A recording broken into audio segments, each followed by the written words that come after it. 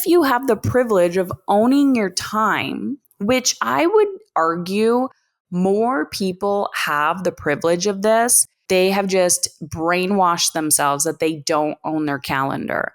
So often I'm working with people and even people in corporate, I'm like, okay, who's micromanaging you? They're like, nobody. I'm like, then what's your issue? And it's like, me, I'm the issue. And I'm like, okay, well, if you can own that you are the issue, then you can own that you do have ownership over your calendar. You're just getting in your own way and you're letting your brain win.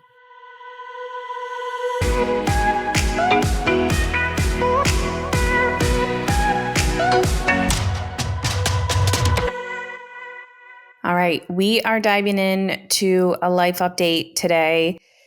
And I'm not going to lie, I have been sitting and thinking about the topic that I was going to talk about today. And the reality is, every time I rip the Band-Aid off and just start talking about the damn thing, I always get really good feedback from people. And they're like, that was an amazing life update, Heather. So thank you for sharing. And I want this to be a reminder that it is incredibly easy to let perfectionism kind of take control and take over, because I'm like, okay, what does the hook need to be? What's the title of the podcast so that people are like, I need that. And I'm like, it's fucking exhausting to chronically, even if you're using AI to support you, to chronically try to meet other people's needs. Always. It doesn't matter if it's in your business or it's at home or everybody else. It's these sneaky, sneaky ways that we start to contort ourselves to meet and please everybody else, which is kind of bringing me into today's topic. So we will see what the title of this episode kind of turns out to be. But I did want to reflect on my own learning and education, or own learning, own lessons recently, and also what I've been seeing from my clients. And you're also going to hear me today, just, if you're like, oh, I need this or I want this, then I'm going to tell you the next step on how to get that. So we're living in a unique time because my business has not changed since 2012 when I started my business. And, my goal was essentially to help women live a good life. And we carry a lot of shit. We carry, especially if you're raising children specifically, because that's kind of how I started my career, but not everyone I work with is raising kids. But we carry a lot of emotional weight of other people because we don't know how to let it go. And when you're doing that, there's this codependency, intertwinedness in relationships. And those relationships can be at home, they can be at work, they can be all the things. And then, if you go online, you're taught and told you need to work out, you need to eat this way, you need high protein, you need to build muscle so you don't die early and your bones break and all the things. And then blah, blah, blah, blah, blah, right? And then if you are a builder, so I tend to attract a lot of high performing women building big things. So whether you're an entrepreneur, whether you are a contractor of sorts, you're building this life. And people call it burnout. And I just think burnout is a little complex. Not that I don't identify with it, but it's you can't just stop everything that you're doing in life and quote unquote recover from burnout and then re-enter your life. You literally need to change. So sometimes it's very interesting that you can't take the advice of the average person. You can't, you shouldn't. And over the years, I personally, I'm a human, so I'm still learning these lessons on a daily basis and having human experiences. But what I've watched and witnessed with my clients lately, especially those who are building. So they're building something or they have to make money, they're the breadwinner of sorts. And I understand that sometimes there's just fear of stopping and you're we're financially okay. But my point is, when you're building something, you don't necessarily have the privilege to just stop and walk away and quote unquote rest and, take a sabbatical. But you can realign instead of blowing up your whole life. So I have been having conversations with my clients about what is really going on here? Because the problem you're telling me you're having versus what I'm observing is very, very different. And I think that's a huge part of the problem is people don't actually know how to manage their energy, which is the core foundation of everything I teach. But they also don't know how to manage themselves. They don't know how to manage their resistance. They don't know how to manage, they have resistance to managing their resistance. So it is easy to go out in the world and to hide behind your titles, hide behind your ego, hide behind this performative nature of I'm going to pretend that everything's okay and I'm going to continue to check boxes. And I'm not going to have like any introspective thought. I'm just going to have a task list and I'm going to get it done. And what I've realized is the gap that I solve is helping people like really deeply trust themselves and making decisions from that place and getting them there. And the getting them there part, like it takes a lot of courage and not everyone's willing to do the work. Like I'm just being honest, not everyone's willing to look in the mirror. And until you're kind of willing to look in the mirror and to be like, I can't live like this anymore, nothing will change. So it will manifest itself, through your marriage, in a child's behavior, your career, your job, your bank account, your body. One of those things will get so big that you can't avoid it anymore. But the symptoms were there probably about 10 years before. I had a moment today. So being in Mexico, which I don't think this is going to be a life update about us living in Mexico. It's been amazing here. It's been fine. The media versus reality is very, very different, which has been interesting being in Mexico. So it's been calm as cucumber where I am. Anyways, that's a whole other rabbit hole I can go down. Being in Mexico has been interesting because my goal and my vision when we came here was to really, again, not burn myself out, lock into joy, lock into how I want to feel. But you have to remember, I'm still building a company. Okay. I run a multi-seven-figure company. I have a team that depends on me. I have clients that depend on me. And I would argue depend on me now more than ever. Not more than ever, but often feel like they are very dependent, not codependent, but I help people really manage some big shit. And, I'm not teaching like 3-step strategies too. It's like, I got you, let's go. And that can be uncomfortable. So I'm still working and I'm not working 80 hours a week. But there is always transition. There's always bumps. There's always like focus time, intentional things. Anyways, I had a moment today. And one of the things that I've been doing when we've been in Mexico is my husband and I have been going to the gym together. First time in our lives. We usually never work out together. And he drives, we go, we have a personal trainer, and it works. It's 3 times a week. Usually it's in the morning. And every time I go to the gym, I have a male trainer. I've had female trainers in the past, and like, unless they're really into functional medicine and really understand their energy, I haven't had success with female trainers, mainly because they are in a state of burnout and masculine energy and they don't even know it. And they operate like a man. And I'm like, listen, I want you to push me. I want you to challenge me.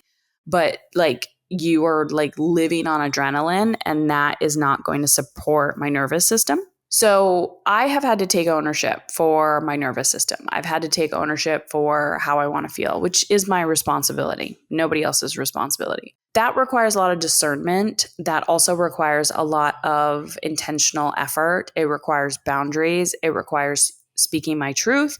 It requires communicating exactly what I need. This morning, I decided not to go to the gym. There have been multiple times in the last few months I've decided not to go to the gym. And the trainer said to me, and we love this trainer. He's amazing. He's from Europe and we actually are like, you know what? He's raised our standards for what we want when we go home. And he is kind, he is caring, he is all things. And he's a trainer and his job is to challenge us and to challenge me. He still doesn't know me. He doesn't even know what I do professionally. And he has said things to me when I don't show up, like, come on, let's go. Like, you got to show up. You got to da da da, which is what I would say to a client. And I would say, what's going on? Like, tell me how you're feeling. Tell me what it is.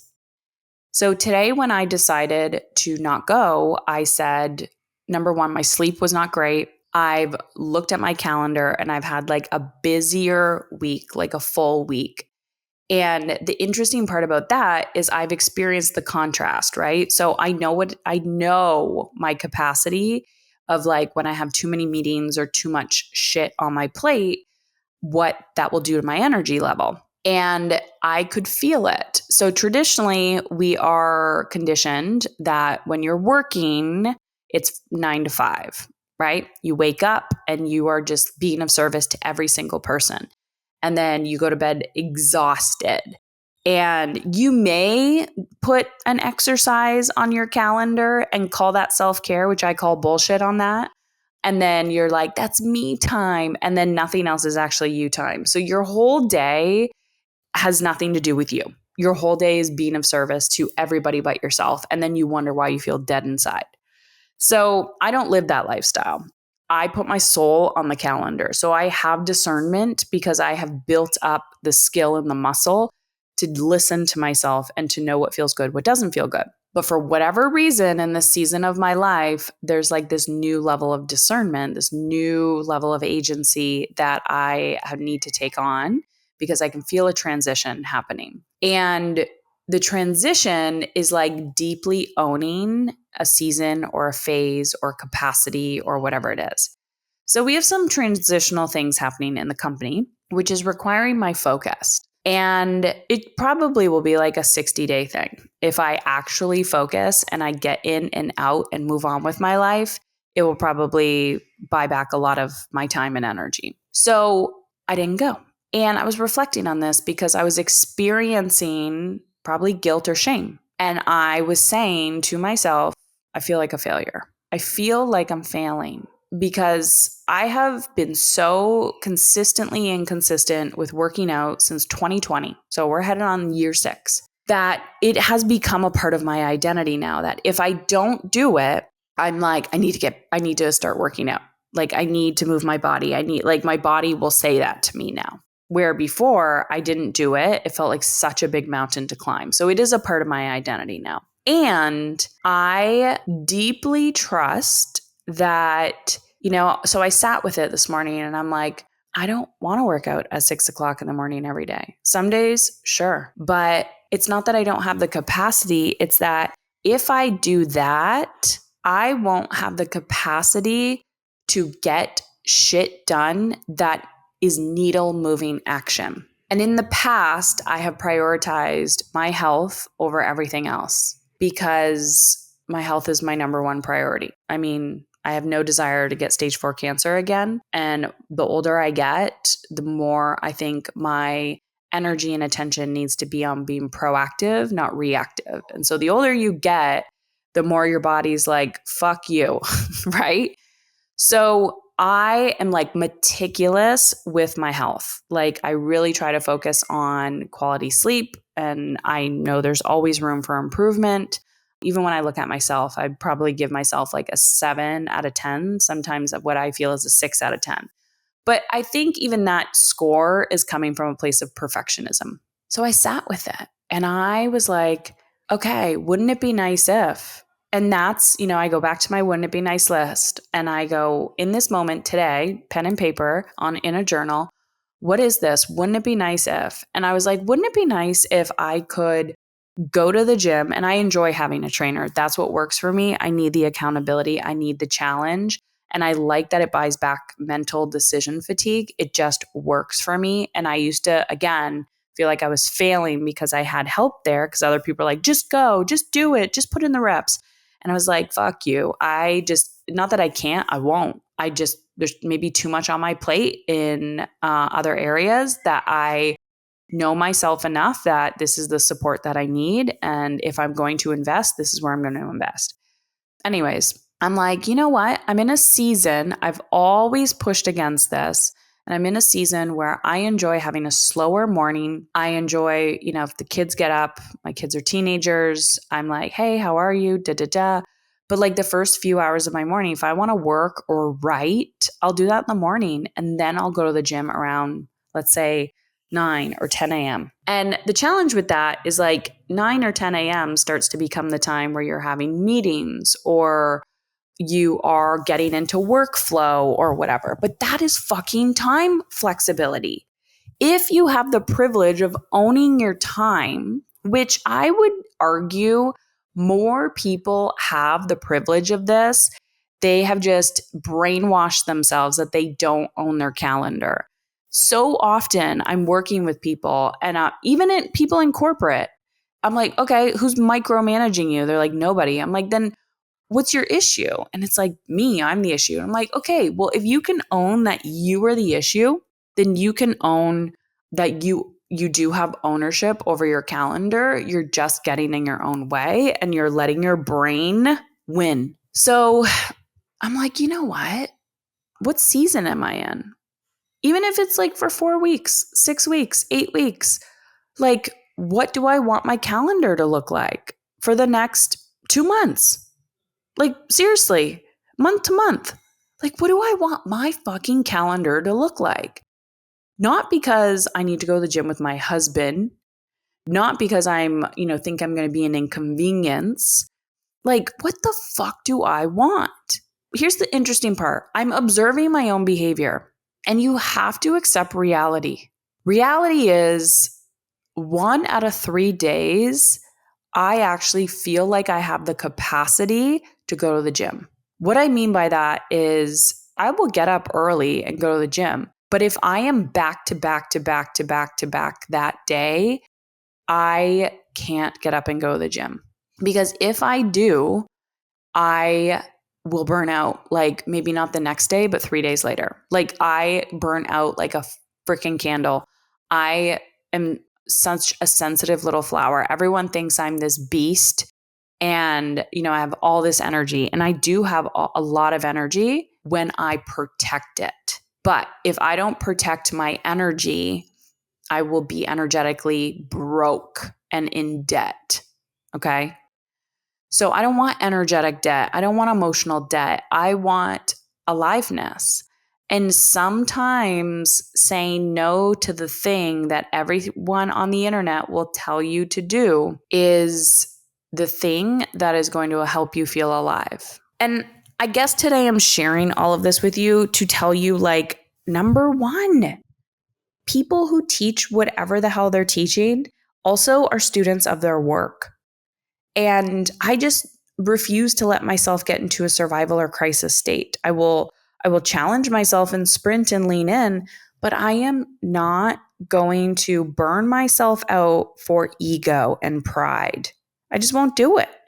I want to live a meaningful, healthy, vibrant life because that's, to me, is what my soul craves. Now, I also have a belief and a story that the bigger my life gets, the older I get, the more responsibility I have, the more money my company generates, the more profit we generate, the lighter my life should feel. I've been saying this a lot to clients lately. Let that be your North Star. Because if my North Star is, number one, feeding my soul, feeling in alignment with how I want to feel. If my North Star is the more I have, the lighter I should feel. And when I say more, it doesn't mean like physical things. It's like the more responsibility I have, the lighter I should feel. If that is my compass and that is my destination, my actions will be in alignment with that North Star. Most of the time when I'm talking to people, I'm like, what's your North Star? Like, where are you headed? They will tell me something goal-oriented. I want to hit this number in revenue. I want to go on this vacation. I want to lose this weight. I want to, I want to stop yelling in my parenting. I want to have a better marriage. I want da da da da. And I'm like, what's your North fucking Star? How do you want to feel when you get there? Oh, I never thought about that. No shit. Because you don't know how to manage your energy. So understand this. My life is mother-led. My life is mother-led and it's energy-led. I have a lot on my plate and I am ambitious and I will feed my ambition and I will add more to my plate. But I will not die due to stupidity. I will not die due to my own stupidity of essentially a self-fulfilling prophecy. I won't do it. I know and I trust myself enough that I won't die because I was avoidant. I also am like so grateful that I do, like, my children are my number one priority. I'm my number one priority, but my children are such a high priority in my life. I don't avoid that either. I don't segregate my time. I'm not like, okay, now you get 30 minutes of my life. Now you get 30 minutes of my life. No, like it's intertwined, it's interconnected. And I can connect to every child every day, and they're all living in different places. And I can have a conversation, I can have a connection. I'm like, who do you need me to be for you? It's connection is so different than time. And I think you all feel that. You know this, you know what it's like to have a parent that you either feel connected to or a parent you feel disconnected to. And it has nothing to do with time because you could be in the physical presence of somebody and not feel connected to them. So if you don't know how to create connection to yourself, you have no fucking clue how to feel connected to anybody else. And then you're performing from a place of people pleasing. You're performing from a place of ego. You're performing from a place of guilt or fear. But I think what I'm trying to get to is like discernment and agency and deep, the most deepest self-trust and like knowing yourself and empowering yourself. Number one, it's okay if you don't have those skills yet. They are skills. This is what I teach people. But it helps you in every area of your life. It helps you in the little tiny subtle things when someone's like, do you want to go on this trip? And you're like, why is that not a hell yes for me? Or do you want to do this thing? Or do you need help with this? Or, an Instagram ad comes in and it's like, has the best hook and marketing and it just gets you and you're like, oh my God, I have that problem. I want to solve that problem. And then you keep buying all of this like bullshit. You can declutter all of that and focus on what matters most. That's it.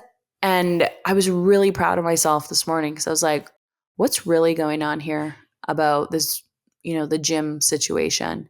And I'm like, okay, if you really want to be all in on, I don't fucking know, building muscle and like just my body is my number one priority 24 hours a day, then Heather, you need to remove all the other blocks in your life, like all the challenges that are sucking quote unquote energy.